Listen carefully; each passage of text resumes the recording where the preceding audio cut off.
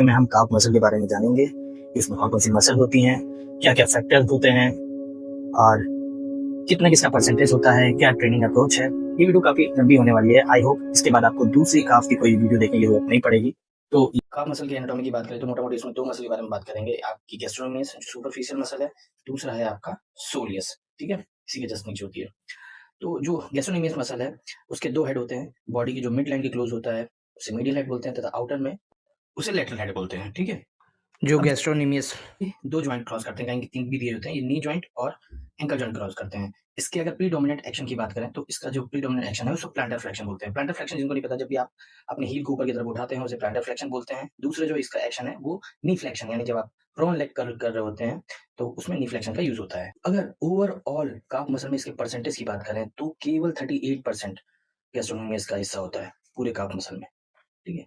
और फाइबर की बात करें तो इसमें फास्ट ट्विच फाइबर है। अब जिनको फास्ट ट्विच फाइबर नहीं पता है, तो फास्ट ट्विच फाइबर ऐसे होते हैं जो पावरफुल जो जितने भी मूवमेंट होते हैं उसमें यूज़ करते हैं। जैसे अगर आप कोई एक्टिविटी कर रहे हैं, पहाड़ पे चढ़ रहे हैं, जंपिंग जैक कर रहे हैं, एगिलिटी कर रहे हैं, ठीक है?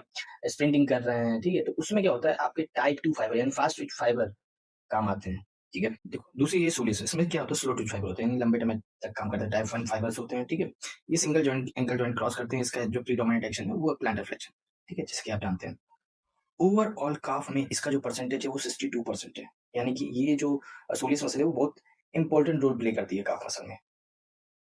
अब देखो होता क्या है, ये जो गैस्ट्रोनोमियस का मीडियल यानी ये जो सुप्राफिशियल है, इसका जो मीडियल हेड है, इसका टेंडन, सोलियस का टेंडन और ये लैटरल हेड का जो आपका टेंडन है वो आपस में मिलकर बॉडी का सबसे स्ट्रॉन्गेस्ट टेंडन बनाते हैं, जिसे एक्िलियस टेंडन या कैल्किनियस टेंडन बोलते हैं। अब देखो इस टेंडन के साथ ट्विस्ट क्या है, देखो, इस टेंडन के साथ ट्विस्ट किया है, जिसका भी ये टेंडन लंबा होगा, उसका जो काफ मसल होगी, उसका साइज़ छोटा होगा और जिसका ये टेंडन छोटा होगा, उसका काफ का साइज़ बड़ा होता है। अच्छा, जिसके लंबा टेंडन होता है, उसके अलग फ़ायदे हैं, वो स्प्रिंटिंग, रनिंग और आपका एजिलिटी ये सब परफ़ॉर्म कर सकता है अच्छे से, ठीक है?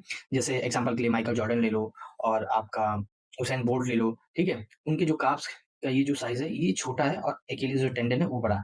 अब जिनका ये एक्िलिस टेंडन का साइज़ छोटा होता है, काफ का साइज़ बड़ा होता है, वो क्या है, हैवी वेट लिफ्ट कर सकते हैं। जैसे आप यूएसए के रे विलियम्स को ले लो, एडी हॉल को ले लो, इनके जो ये काफ मसल का साइज़ है वो बहुत काफ़ी बड़ा है, ठीक है? और ये अकेलिस टेंडन छोटा है, तो सबके अपने-अपने फ़ायदे हैं।